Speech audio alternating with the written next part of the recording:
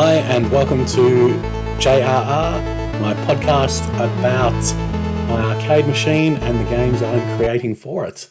In this episode, we're going to have a quick look at the code that we planned in the last episode, which is all about how to make the level manager more efficient. You remember that the level manager had 600 lines of code in it. It had chunks of code that were just repeated over and over again. The invaders were repeated, the bullets were repeated, and we had 50 invaders and I think 15 bullets. So that's an awful lot of code that we didn't need. Now we have one chunk of code per row. We'll have a quick look at that. So there's the first row, there's the second row, third, fourth, fifth row, and the player, and then one chunk of code for all of the bullets. So that is coming along pretty well. We will then look at, sorry, I just made a quick edit there that I noticed was not right. So we'll look at how we did that. So what did we have to do to make that optimization? Firstly, we had to add a couple of tags in here. For each invader or each object that we wanted to repeat, we had to give it a row quantity, how many times it was going to repeat in that row. Now, these names are arbitrary. I could have called it anything. I could have called it number of repeats, but I chose row quantity because maybe later on we want to expand this and have column quantity. Who knows? And I also put in there another attribute called gap X. This one I made a gap of 2. This is 2 game units. It's not pixels. It's not resolution. It's just 2 game units. We'll discuss that in some other episode.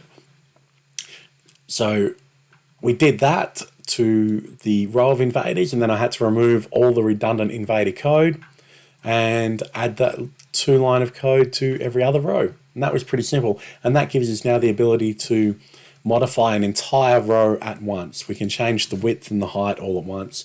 We can change the starting location all at once. And we can change what components are required for these objects all at once. So later on, this is currently a standard graphic, but later on we're going to have an animated graphic when we start animating the invader objects. Also, the invader we have is an invader 1. Invader 1 for every row, but when we get more sprites, we're going to change that to invader 2, 3, 4, 5 and have the different invader types. We're already talking about doing 150 to 300 edits there, depending on how many things we have to change. But now that we've optimized this code, we've only got to do 5 to 15 edits. Pretty simple. Don't check the maths. If you do, don't comment. I don't care. It's wrong. I know it's wrong, but the point is we're going to do much less edits than what we would have to if they were all individual objects. Excuse me. It's a little bit of a cough from COVID, which I had probably 7 or 8 weeks ago now. The object tags file is what we had to edit. We had to declare a couple more constants to the header file that goes with that. And all that is saying that expect a few more constants called gap X end, row quantity end. Nothing too complex there. We tell the program in the CPP file exactly what those constants are going to be valued with. So we have row quantity and row quantity end, and you'll see that these match exactly as what we have over here and there. These get used in the blueprint object parser. See here we've got row quantity and row quantity end, and just before that we're telling it we want to extract the string between the tags, row quantity and row quantity end. So we're looking for that bit of string there, and in the next chunk of code down, you'll see that we're looking for that bit of string there. There's strings there, but when we send them to the blueprint, they get turned into floats. So STOF interprets the floating point value of the string. That's Pretty simple there. And that was a pretty simple bit of coding. All I did was copy that chunk of code, paste, edit, edit. Nothing too complex there. That means that then we need somewhere in the blueprint to hold these values. And the game object blueprint, we created a couple of member variables called row quantity and gapx. Now to update those member variables, we had to create a couple more functions. So we defined the functions here: get row quantity, set row quantity, get gapx, set gapx. Now these types of functions are called getters and setters. They're very simple. All they do is get a value and return it to the calling code, or they set a value and they're set with whatever argument is provided. So, bit of a mouthful. These getters and setter functions here I included into the game object blueprint. Nothing too complex there. It might look, if you haven't got much coding experience, it might look a bit complicated, but it really is quite simple, and you do it once or twice, it's really easy. From there, we just had to update the game object factory play mode to make use of our new attributes to repeat the object creation, and it used that row quantity to find out how many times it had to repeat it. And it also grabbed the location X here, it used to grab it down here with the location Y, but now it grabs the location X up here and assigns it to this variable, location X.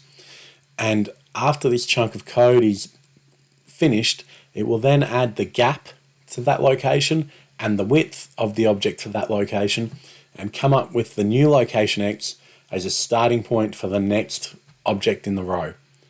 And it will then loop through the required amount of times using row quantity.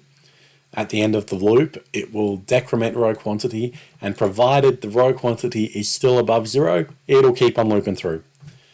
So we can crash it while there's a row quantity, that'll just keep running, but we want to make sure that it is above 0.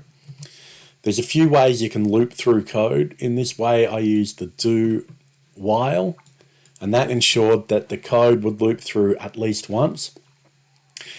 And that means that we don't then need to write another set of code for the mothership or the player. So the code that we're using to load up a row of invaders, we can also use to load up a single invader or a single mothership or any other single object. So that's really cool too. Our code is still really neat and well contained. Enough of that though. Let's go have a play of the game. It should be good to go now. We'll just compile it and hopefully it works. And there it is. Look at that. Beautiful. Now I've got 11 invaders. Easy, easy, easy.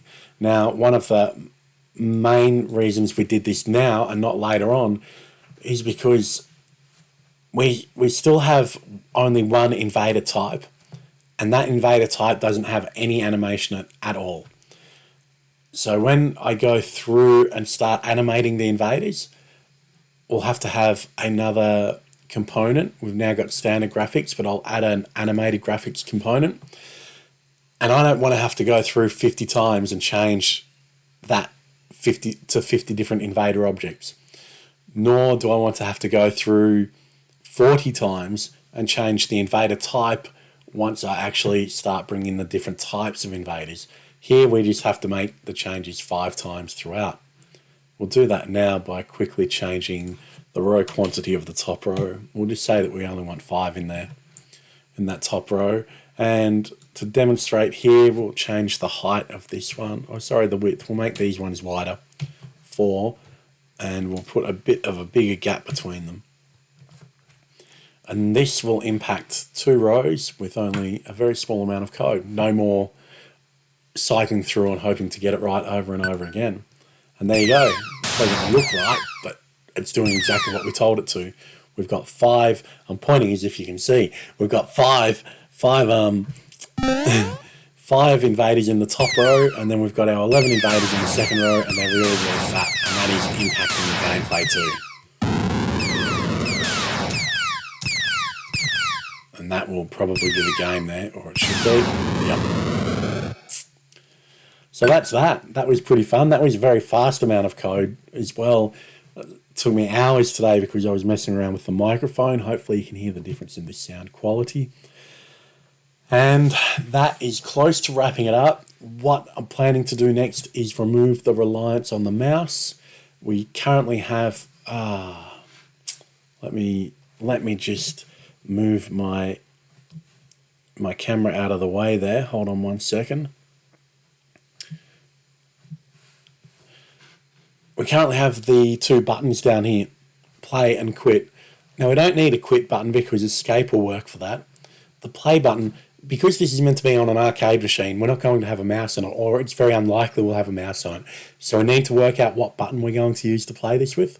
We need to remove that button and replace it with, so we need to remove this screen button and replace it with a button press and program that in.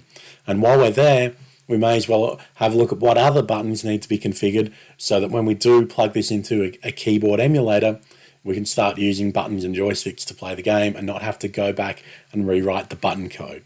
So that is what I'm really keen to tackle next. Until then, happy gaming everybody. Enjoy your projects that you're working on.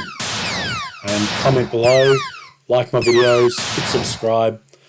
I think I've got 3 subscribers now, another 999,997, and I think I can retire.